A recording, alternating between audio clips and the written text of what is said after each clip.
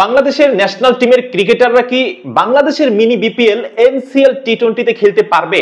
এবারের টুর্নামেন্টে দেশ বিদেশের ক্রিকেটার রাখার জন্য বেশ প্রচেষ্টা রাখতেছে বিসিবি বা যারা এটার আয়োজক রয়েছে তারা চেষ্টা করতেছে যেন প্রতি ম্যাচে বিদেশি ক্রিকেটার এখানে অংশগ্রহণ করে।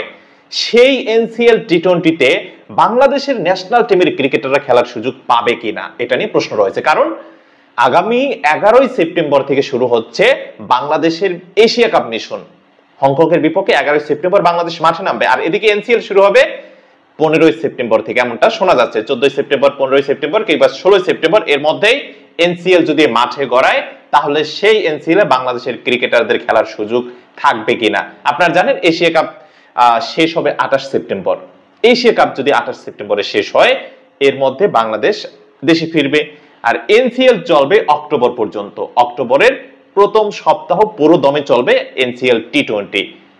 এখানে তামিমরা খেলবেন, এখানে সাবেক ক্রিকেটাররা খেলবেন, এখানে বাংলাদেশের এ দলের যারা ক্রিকেটার আছেন কিংবা এসপি বা অন্য যে আন্ডার 19 বলেন যারা দীর্ঘদিন ধরে ভালো পারফরমেন্স করতেছেন তারা কিন্তু সুযোগ পাবেন।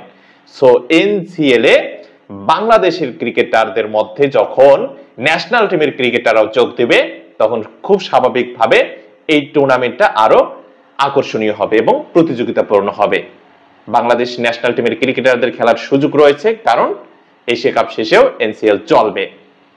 বাংলাদেশ জাতীয় দলের ক্রিকেটাররা এশিয়া কাপে ভালো করুক এবং ন্যাশনাল টিমে যারা পারফর্মার আছেন তারা ধারাবাহিকতা বজায় রাখার জন্য এনসিএল এ অংশগ্রহণ করুক, তারপর বিপিএল আছে বিপিএল খেলুক।